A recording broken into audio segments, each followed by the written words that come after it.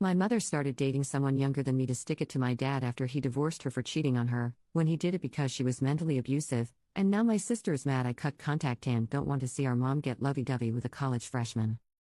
I need to talk about this, but how to start this, other than to say, my dad is not an angel either, but when it comes to his kids he at least made an attempt to be there for us. My mother has a mental health diagnosis that she uses as an excuse for her behavior, but refused to seek any form of treatment. Growing up, my sister and I would either get home to a dead silent house, and our mother curled up in bed / on the couch, too depressed to move, or deep cleaning the house to music so loud we could hear it from our bus stops. Sadly, the depressed moods were what we looked forward to, because she also became extremely verbally abusive, and at times even physically, though never to extremes.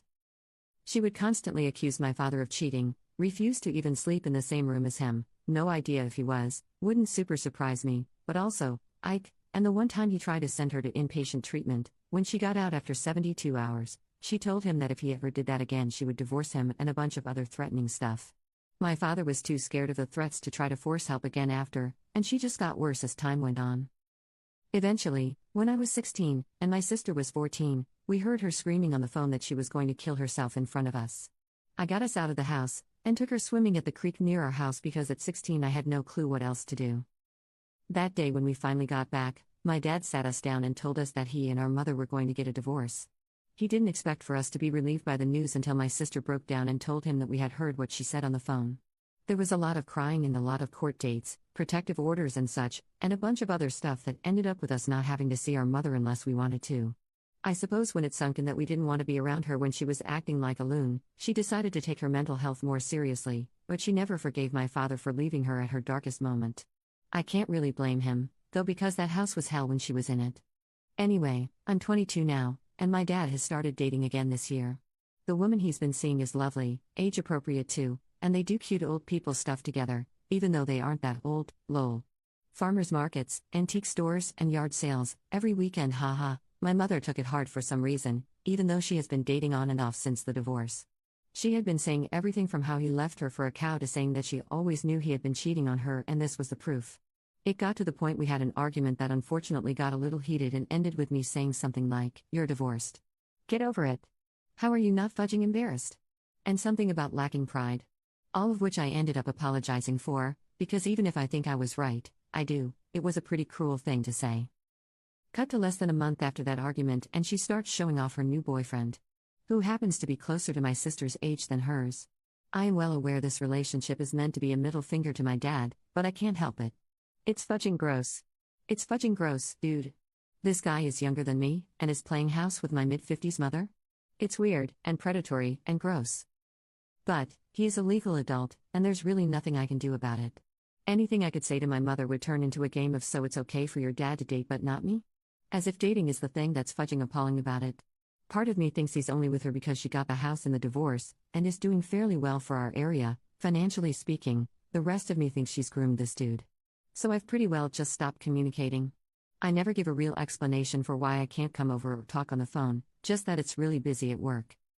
My sister came over Monday and said that our mom really misses me, and that she hopes I can come around this weekend because she's planning to make my old favorite for dinner on Saturday.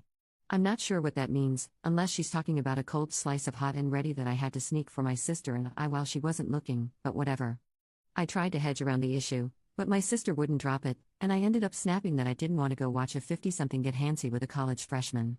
My sister ended up looking absolutely shocked by this and asking if I was serious. When I shrugged and nodded, she started cursing me 7 ways to Sunday and asking why I had such a problem with mom being happy finally, and I said that I would just prefer if she was happy with someone actually old enough for her, and I wasn't going to pretend to be cool with it, so I figured she'd probably not want me around. My sister ended up hitting me, getting herself barred from my place in the process, and now my mother has been sending woe is me texts and voicemails of her crying and asking if I hate her, and all this other crap I just can't deal with. I don't want to tell my friends about it because they don't know how fudged up my family is, and have mostly interacted with my dad, or my sister, if any of my family at all. Sorry for the length, but I feel better already just getting it out, haha. Thanks for reading, if you did. Commenter: you sound exhausted. Can't you cut off contact for a while to give yourself a break? Commenter 2, Mom. No contact, sis. No contact, Dad. Low contact, you, therapy. Update. Hi. Just remember this account because I was talking to my sister recently, and the big fight came up, and I remembered that a couple of people asked for an update if there was one, so I decided to give one. Someone on my last post said something that I just couldn't shake off, about bipolar disorder being hereditary, and I kept thinking about it and getting sick, going through my sister's behavior at the time and how she had changed. Without getting too into her business, my mother wasn't the only issue, the hitting wasn't the only issue, but at the time I just thought she was going through I'm an adult, I can do whatever I want type of phase, which I admit, I went through. It wasn't until someone pointed it out that it kind of lined up in my head. I ended up talking my sister into seeing someone, just to get tested. I agreed to do it as well, because she had a whole "I'm not crazy, you're crazy" freak out on me. I looked into it, because another comment had mentioned pay scaling and found an option in our price range at the time, though now I have insurance through my new job, so soon neither of us will have to worry about that as much. I triple-checked I could put her on my insurance. I got lucky since she's still in college. Anyway, after talking to our respective therapists/psychologists, it seems that she has bipolar 1, like our mother, whereas I have PTSD, surrounding my mother and her care. She jokes that I got off lucky because she has to take big ol' horse pills and I get a free pass to smoke weed. My mom stopped seeing the little boy only a few weeks after the post. I knew it was a phase. From what my sister says, she's been dating another man now, but hasn't changed the way she acts. I think my sister is close to cutting off contact with her, too, which, despite how cruel it sounds, I'm hopeful for. For me, cutting contact came after my therapist said that what I saw as normal arguments between us was me becoming triggered. Feels weird to use that word. I've never been the kind of jerk to hate trigger warnings, but to think they apply to me is weird, because she was always reminding me of the worst times of my life. I thought about that a lot and decided I agreed. Fighting with her about it would get me nowhere, so I just told her I didn't want to see her for a while and blocked her. She didn't take it that good, but she calmed down after the first couple weeks. On a much happier note, my dad is getting married to his girlfriend, which I am so excited for. She's such a lovely lady, and they share so many passions.